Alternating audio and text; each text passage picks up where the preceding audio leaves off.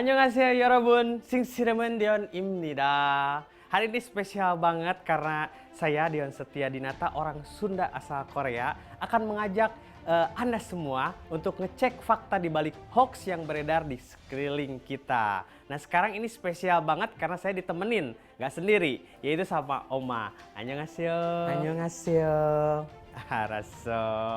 Oke, ini ngenalin buat ke teman-teman semua yang di rumah. Coba Oma nyanyi dikit aja.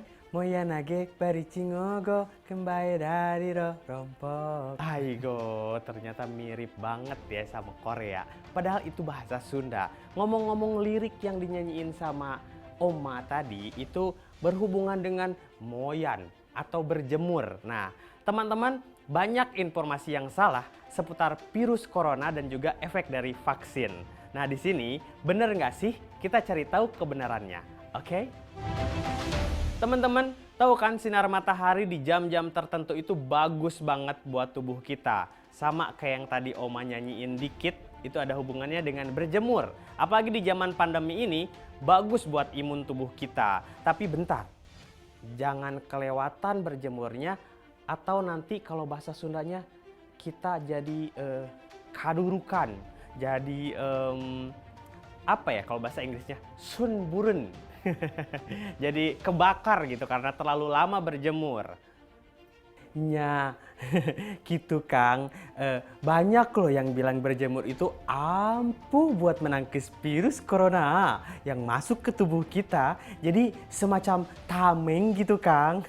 Buat badan kita biar virusnya nggak masuk. Jadi bebas virus deh kalau sering berjemur. Gitu Kang. Nah, ada informasi bahwa virus corona itu bisa mati di bawah sinar matahari, Oma. Oh, pantesan ya Kang. Banyak orang yang selama pandemi ini jadi rajin moyan atau rajin berjemur. Atau sengaja berjemur di bawah sinar matahari gitu Kang. Demi mencegah terjangkit virus COVID-19 mungkin ya. Berjemur di bawah sinar matahari memang baik untuk meningkatkan kekebalan tubuh. Dengan berjemur, kita bisa mendapatkan vitamin D yang menjadi salah satu gizi mikro yang berperan dalam membangun imunitas tubuh sehingga bisa mencegah penularan COVID-19. Tapi benarkah berjemur bisa membunuh virus COVID-19? Beredar kabar bahwa berjemur bisa membunuh virus corona. Virus bisa mati pada suhu 26-27 derajat dan virus akan hilang sepenuhnya saat terkena matahari. Kemudian dalam pesan itu disebutkan bahwa minum air panas juga bisa mencegah penularan COVID-19. Apalagi pesan berantai itu pakai embel-embel dikasih tahu sama kerabat yang lulus dengan gelar master dan bekerja di rumah sakit Shenzhen, China. Nah lo beda ya sama anjuran pemerintah untuk vaksinasi.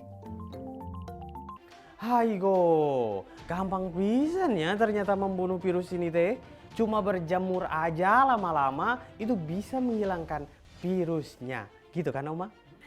Tapi bener gak sih Kang, kalau berjemur itu bisa mematikan virus corona yang ada di dalam tubuh atau yang sekedar nempel di tubuh kita gitu?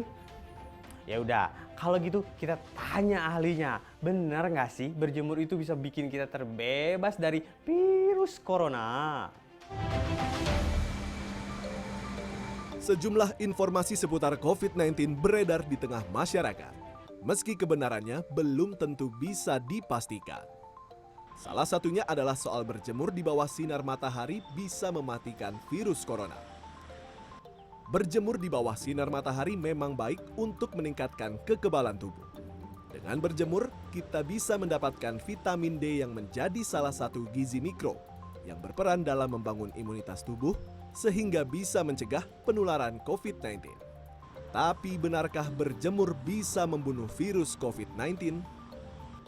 Dokter spesialis penyakit dalam Sofian Kurnia Marsawijaya menyebut, berjemur di bawah sinar matahari memang memberikan manfaat baik bagi tubuh, asalkan dilakukan pada waktu dan durasi yang tepat.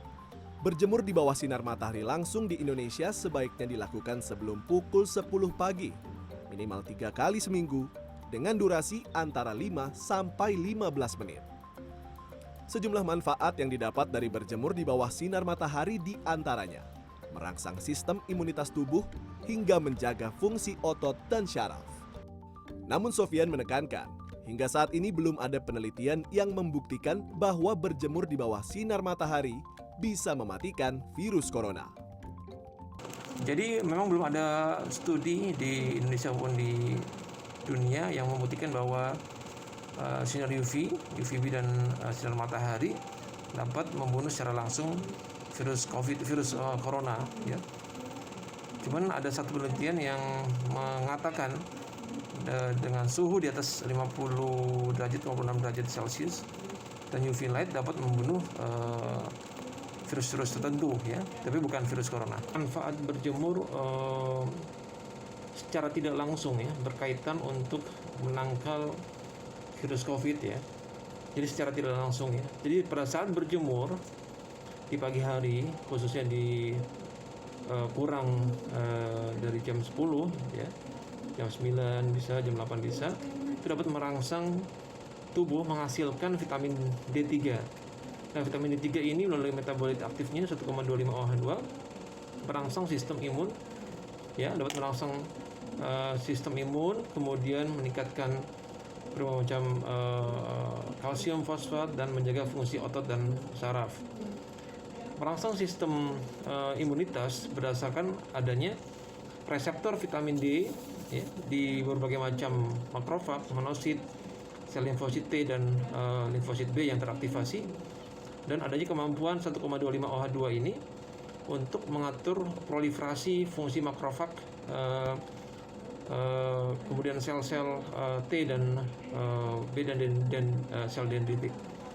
Raso, ternyata begitu penjelasannya ya teman-teman. Memang kuman itu bisa mati kalau terpapar sinar ultraviolet atau direbus dengan suhu tinggi. Tapi itu nggak benar kalau dengan berjemur di bawah sinar matahari itu coronanya bakal mati. Itu nggak benar. Nah kan jadi tahu sekarang, meski tidak membunuh virus corona, tapi berjemur di bawah sinar matahari itu sangat bermanfaat bagi tubuh kita, Oma, gitu. Berjemur di bawah sinar matahari yang tepat itu bisa mendapatkan asupan vitamin D3 yang hanya bisa didapatkan atau dihasilkan di dalam tubuh dari cahaya matahari, Kang. Begitu. Ada jam-jam tertentu yang manjur banget buat dapetin vitamin D dari sinar matahari. Nah, untuk di negara tropis kayak Indonesia ini, berjemur yang paling bagus itu jam 9 pagi. Itu udah oke banget buat ningkatin kadar vitamin D dalam tubuh kalian semua. Jadi berjemur itu cukup dilakukan 3 kali dalam seminggu aja, nggak usah tiap hari. Nah, jadi berjemur itu baik untuk asupan vitamin D. Asal jangan berlebihan. Jika tubuh kita sehat, cukup vitaminnya, kita akan mudah juga terhindar dari segala macam virus atau penyakit, Kang. Nih. Nah, Oma, aya hiji deui nu kudu dicaritakeun. Ieu tentang vaksin. Ada unggahan di sosial media yang menyebutkan bahwa vaksin itu menyebabkan kemandulan. Cangkama, di unggahan di Facebook ini disebut bahwa vaksin corona dari Cina itu dapat menyebabkan gangguan kesuburan alias bikin bikin mandul. Aduh. Vaksinasi COVID-19 gencar dilakukan di berbagai negara. Kelompok usia lanjut juga sudah bisa disuntik vaksin untuk membentuk imunitas terhadap virus corona. Namun, masih ada saja yang merasa takut divaksin, apalagi ada kabar beredar kalau vaksin COVID-19 bisa menyebabkan kemandulan. Kabar itu tersebar di media sosial yang menyebutkan bahwa perusahaan multinasional produsen farmasi GlaxoSmithKline GSK yang melaporkan bahwa vaksin corona menyebabkan kemandulan. Ada agen sterilisasi dalam virus corona sehingga menyebabkan kemandulan tidak hanya pada pasien, tetapi juga pada pasangan seksual orang yang disuntik. Haigo, serius iya mah? Ngomong nanti pakai bahasa raringis nu teu ngarti urang mah. Jeung lain orang Indonesia. Tapi kan namanya netizen itu di mana-mana ya pemirsa. Langsung nyebar informasinya termasuk sampai ke sini, ke Indonesia. Terus tahu-tahu ada deh yang nolak vaksin karena takut mempengaruhi kesuburan. Ngeri ya Kang ya.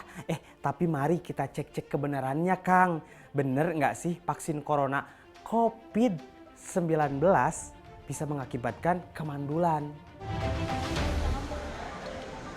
Upaya menggencarkan vaksinasi COVID-19 oleh pemerintah kerap terganjal sejumlah mitos yang beredar di masyarakat. Salah satu mitos yang beredar adalah soal vaksin COVID-19 bisa menyebabkan kemandulan. Kabar itu tersebar di media sosial yang menyebutkan bahwa perusahaan multinasional produsen farmasi GlaxoSmithKline atau GSK yang melaporkan bahwa vaksin corona menyebabkan kemandulan. Ada agen sterilisasi dalam virus corona sehingga menyebabkan kemandulan. Tidak hanya pada pasien, tetapi juga pada pasangan seksual orang yang disuntik. Namun, klaim yang menyebut vaksin menyebabkan kemandulan dibantah oleh dokter spesialis kebidanan dan kandungan, Dr. Boy Abidin. Vaksin menyebabkan kemandulan itu kabar yang tidak benar. Ada kaitan sama sekali antara vaksin dengan kemandulan. Ya, jadi gini kan, kalau vaksin itu kan tujuannya adalah untuk memberikan kekebalan antibodi terhadap beberapa macam penyakit. Ya, kita bicara vaksin secara umum ya, tidak hanya vaksin COVID saja. Jadi artinya diberikan satu zat yang menyebabkan tubuh itu akan melawan zat tersebut ya. Jadi itu biasanya suatu keluar antibodi, kemudian kita harapkan tubuh akan mempunyai kekebalan terhadap kuman tersebut atau virus tersebut begitu. Jadi nggak ada kaitannya. Jadi kalau mandul atau pasangan suami istri yang susah untuk hamil, artinya kan bisa mandul, artinya tadi ditakutkan mandul pada pria maupun pada wanita. Sebenarnya nggak ada kaitan. Jadi produksi sperma, produksi sel telur, proses kehamilan di mana adanya pertemuan sel telur, sel sperma di rahim dan segala macam itu sama sekali tidak ada kaitannya. Yang ada kaitannya adalah kalau dia sakit, nah karena nggak divaksin dia sakit, daya tahan tubuhnya turun, ya sakit itu akan mempengaruhi terhadap kesehatan secara umum dan juga terhadap kesehatan kesuburannya. Itu sih ya, jadi sama sekali nggak ada kaitan. Jadi vaksin ini aman saja untuk diberikan.